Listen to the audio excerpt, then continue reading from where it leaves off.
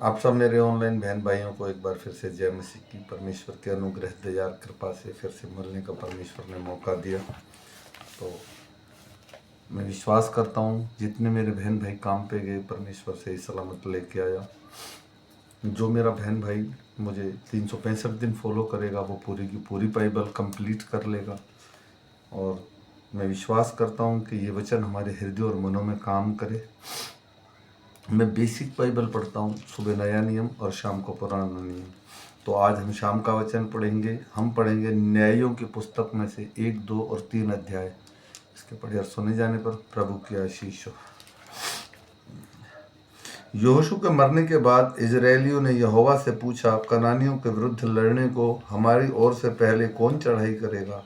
यहोवा ने उत्तर दिया, यहूदा चढ़ाई करेगा। सुनो, मैंने इस देश को उसके हाथ में दे दिया है।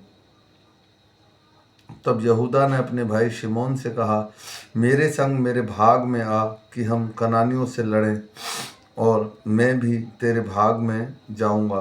अंत शिमोन उसके संग चला और यहूदा ने चढ़ाई की, और यहोवा ने कनानियों और परिज्जियों को उसके हाथ में कर दिया। तब उनके बेजेक में और उनके 10,000 पुरुष मार डाले, और बेजेक में अदोनी बेजेक को पार करके वे उससे लड़े और कनानी और परिज्जियों को मार डाला। परंतु अदोनी बेजेक भागा, तब उन्होंने उसको पीछा करके उसे पकड़ लिया और उसके हाथ पांव के अंगूठे काट डाले। तब अदोनी बेजेक ने कहा, हाथ पांव के अंगूठे काटे हुए 70 राजा मेरी मेज के नीचे टुकड़े बीनते थे। जैसा कि मैंने किया था वैसा ही बदला परमेश्वर ने मुझे दिया है। तब वे उसके यरूशलेम को ले गए और वहां मर गया। तब यहूदियों ने यरूशलेम से लड़कर उसे ले लिया और तलवार से उसके निवासियों को मार डाला। तब नगर को फूंक दिया।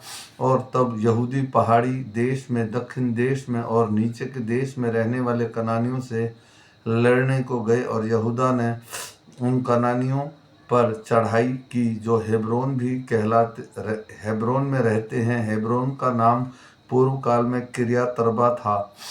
और उन्होंने येशे, अहीमन और तलेम को मार डाला। वहां से उनको जाकर दबीर के निवासियों पर चढ़ाई की। दबीर का नाम पूर्व काल में किर्यात पेरेस था। तब कालेब ने कहा, जो किर्यात पेरेस को मार के ले उसको मैं अपनी बेटी अक्सा का विवाह कर दूंगा। इस पर कालेब के छोटे भाई कनजी अतोनिएल ने उसे ले लिया और उसे अपनी बेटी अक्सा का विवाह कर दिया। और जब वह अतोनिएल के पास आई तब उसने उसके अपने पिता के से कुछ भूमि मांगने को उभारा। फिर वह अपने गधे पर से उतरी और कालेब ने उससे पूछा, तू क्या चाहती है? वह उससे बोली, मुझे आशीर्वाद दे।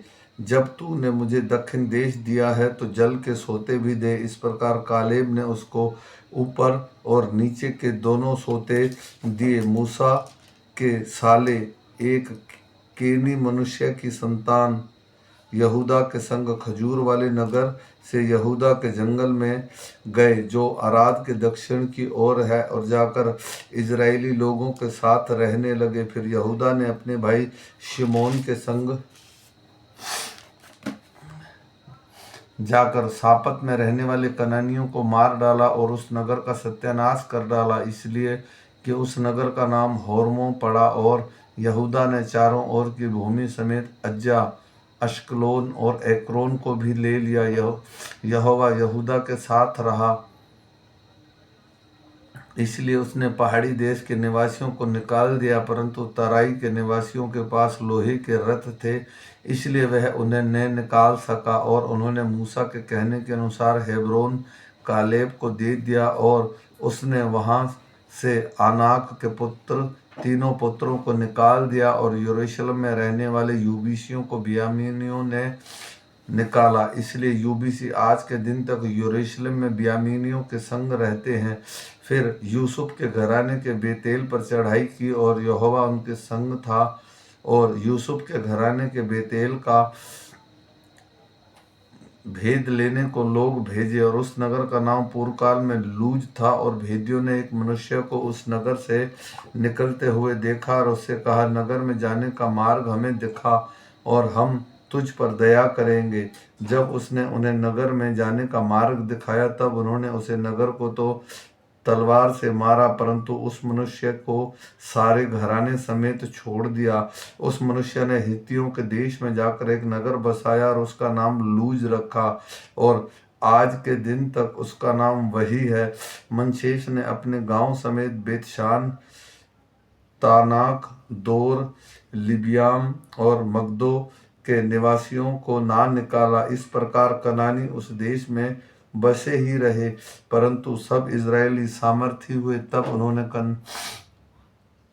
कनानियों से बेगारी ली, परंतु उन्हें पूरी रीति से ना निकाला। एप्रेम ने गजेर में रहने वाले कनानियों को ना निकाला, इसलिए कनानी गेजेर में उसके बीच में बसे रहे। जबूलून के कित्रोन और नहलोल के निवासियों को ना निकाला, इसलिए कनानी और उसके बीच में बसे रहे और उनके वंश में भी हो। आशूर को अक्को, सिदोन, अलाबा, अजीब, अकजीब, हिलबा, अपीक और रहोब के निवासियों को ना निकाला, इसलिए आशूरी लोग देश के निवासियों कनानियों के बीच में बस गए, क्योंकि उन्होंने उनको ना निकाला था। नप्ताली के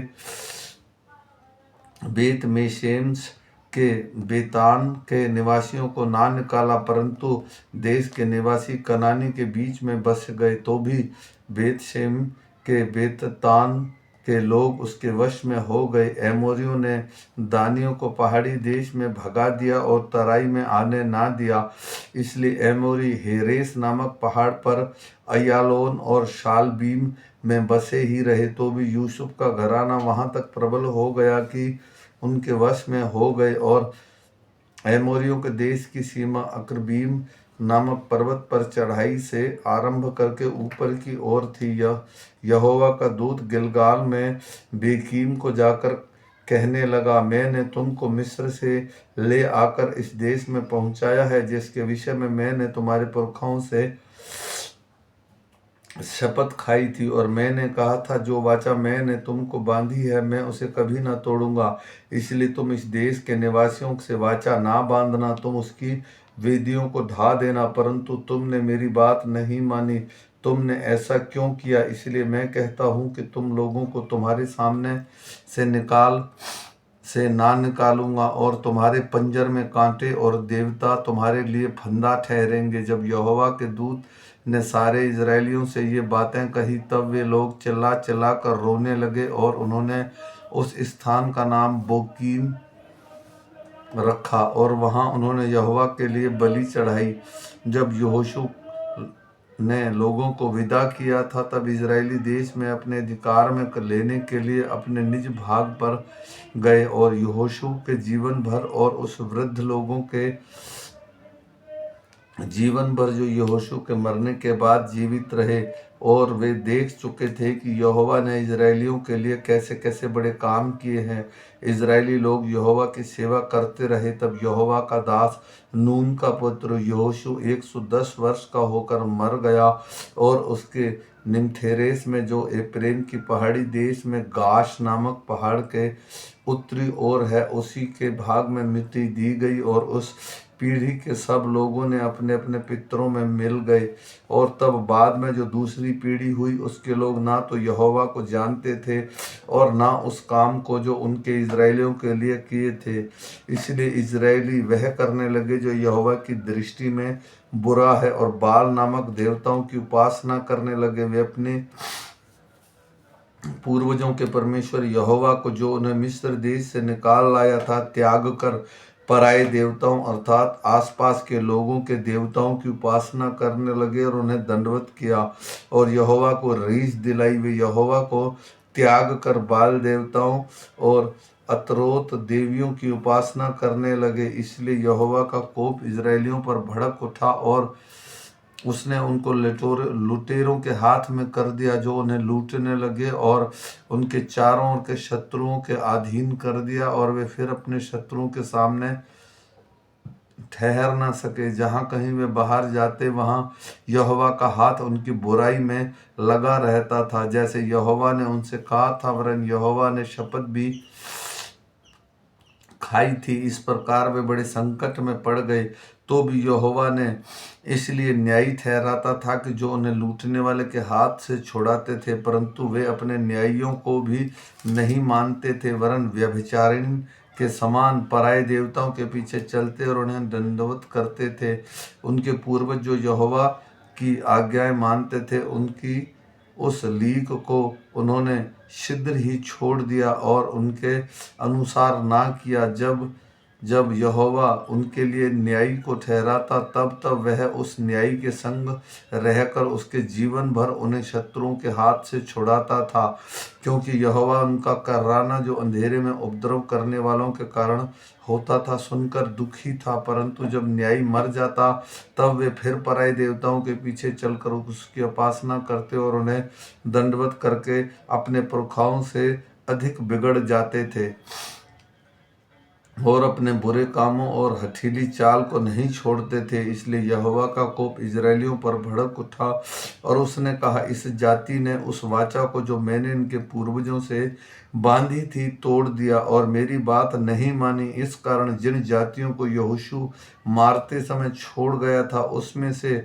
मैं अब किसी को इनके सामने से ना निकालूंगा, जिससे इनके द्वारा मैं इजरायलियों की परीक्षा करूं, जैसे उनके पूर्वज मेरे मार्ग पर चलते थे, वैसे ही ये भी चलेंगे कि नहीं। इसलिए यहोवा ने उन जातियों को एक का एक ना निकाला, वरन रहने दिया और उन्हें यहोशू के हाथ में भी ना सौंपा था। इजरायलियों में ना जितने कानान में की लड़ाइयों में भागी हुए थे, उन्हें परखने के लिए यहोवा ने इन जातियों को देश के लिए रहने दिया कि पीढ़ी पीढ़ी के इजराइल में से जो लड़ाइयों को पहले ना जानते थे, वे सीखे और जान लें। अर्थात 5 सरदारों समेत फिलिस्तीसी और कनानी और सिदोनियों और बाल हेम्रोन नामक पहाड़ी से लेकर हमात की तराई तक, लाबानोन पर्वत से लेकर हिब्बियों को ये इसलिए रहने पाए कि उनके द्वारा इजरायलियों की इस बात में परीक्षा हो कि जो आज्ञा यहोवा ने मूसा के द्वारा उनके पूर्वजों को दी थी, उन्हें वे मानेंगे या नहीं। इसलिए इजरायली कनानियों, हित्तियों, एमोरियों, परिजियों, हिब्बियों, यूबूसियों के बीच में बस गए। तब वे उनकी बेटियां ब्याह लेने लगे और अपनी बेटियां उनके बेटों को ब्याह देने लगे और उनके देवताओं को भी उपासना करने लगे। इस प्रकार इजरायलियों ने यहोवा की दृष्टि में बुरा किया और अपने परमेश्वर यहोवा को भूलकर बाल नामक देवताओं और आशूर नामक देवियों की उपासना करने लगे। तब यहोवा का क्रोध इजरायलियों पर भड़का और उसने उनको अम्रोन के राजा कूशन रित्शातम के अधीन में कर दिया। इसलिए इजरायली 8 वर्ष तक कूशन रित्शातम के अधीन रहे। तब इजरायलियों ने यहोवा को दुहाई दी और उसने इजरायलियों के छुटकारे के लिए कालेब के छोटे भाई ओतनीएल नामक कंजी के पुत्र को ठहराया और उसने उनको छुड़ाया। उसने यहोवा का आत्मा समाया और वह इजरायलियों का न्यायी बन गया और लड़ने को निकला। और यहोवा ने आराम के राजा कूशन रिश्तियाम को उसके हाथ में कर दिया और वह कूशन रिश्तियाम पर जयवंत हुआ। तब 40 वर्ष तक देश में शांति बनी रही। तब कंजी का पुत्र ओतनीएल मर गया। तब इजरायलियों ने फिर यहोवा की दृष्टि में बुरा किया और यहोवा ने मोआब के राजा एग्लोन को इजराइल पर प्रबल किया, क्योंकि उन्होंने यहोवा की दृष्टि में बुरा किया था। इसलिए उसने अम्मोनियों और अमालेकियों को उनके पास इकट्ठा किया और जाकर इजराइल को मार लिया और खजूर वाले नगर को अपने वश में कर लिया। तब इजरायली 18 वर्ष तक मोआब के राजा एग्लोन के अधीन रहे। फिर इजरायलियों ने यहोवा को दुहाई दी और उसे गेरा के पुत्र एहूद नामक एक बियामीनी को उसका छुड़ाने वाला ठहराया। तब बहथा था इजरायलियों ने उस के हाथ में मोआब के राजा एग्लोन के पास कुछ भेंट भेजी। एहूद के हाथ में लंबी एक दोधारी तलवार बनाई थी और उसके वस्त्र के नीचे दाहिनी जांग पर लटका दिया। तब वह उस भेंट को मोआब के राजा एग्लोन के पास, जो बड़ा मोटा पुरुष था, ले गया। जब वह भेंट को दे चुका तब भेंट को लेने वाले को विदा किया, परंतु वह आप गिलगाल के निकट की खुदी हुई मूर्तों के पास लौट गया और एग्लोन के पास कहलावा भेजा, हे राजा, मुझे तुझसे एक भेद की बात कहनी है। तब राजा ने कहा, थोड़ी देर के लिए बाहर जाओ। तब जितने लोग उसके पास उपस्थित थे वे सब बाहर चले गए। तब यहूद और उसके पास गया और उसने अपनी वह हवादार अटारी में अकेला बैठा था। यहूद ने कहा, परमेश्वर की ओर से मुझे तुझसे एक बात कहनी है। तब वह गद्दी पर से उठ खड़ा हुआ। इतने में यहूद ने अपना बायां हाथ बढ़ाकर अपनी दाहिनी जांघ पर से तलवार खींचकर उसकी तोंद में घुसेड़ दी और फल के पीछे मुट्ठा भी बैठ गई और फल चर्बी में धंसा रहा, क्योंकि उसकी तलवार उसकी तोंद में से ना निकाला, वरन उसको आर पार निकल गई। तब एहूद छज्जे से निकलकर बाहर गया और अटारी से किवाड़ खींचकर उसने बंद करके ताला लगा दिया। उसके निकल कर जाते ही राजा के दास आए और उन्होंने देखा कि अटरी के किवाड़ में ताला लगा है। इस कारण वे बोले, निश्चय यह हवादार कोठरी में लघुशंका करता होगा। वे बाट जोते जोते थक गए और तब यह देखा कि अटारी के किवाड़ नहीं खुलता। उन्होंने कुंजी लेकर किवाड़ खोला तो क्या देखा कि उसका स्वामी भूमि पर मरा पड़ा है।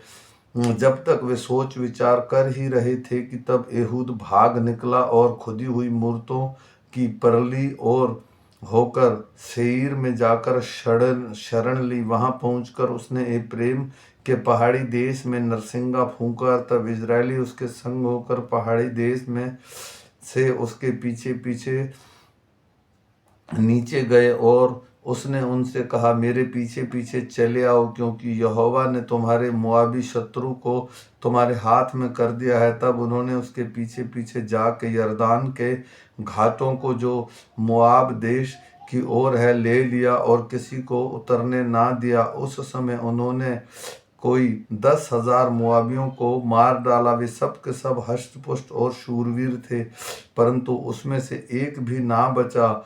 इस प्रकार उस समय मोआब इजराइल के हाथ के तले दब गया और 80 वर्ष तक देश में शांति बनी रही। उसके बाद अनात का पुत्र शमगर हुआ और उसने 600 फिलिस्तीसी पुरुषों को बैल के पैने से मार डाला। इस कारण वह भी इजराइल का छुड़ाने वाला हुआ। आमीन। मेरे भाई और बहनों, ये आज शाम का वचन है कि जब यहोशू भी मर गया और युपुत्र का पुत्र कालेब भी मर गया, तो उसके बाद जितने न्यायी हुए हैं ये उनके नाम लिखे गए हैं। तो आज शाम का वचन था। हम फिर मिलेंगे सुबह के वचन के साथ। तब तक जो भी इस वचन को सुने एक दूसरे को शेयर कीजिए। तब तक सबको जय मसीह की।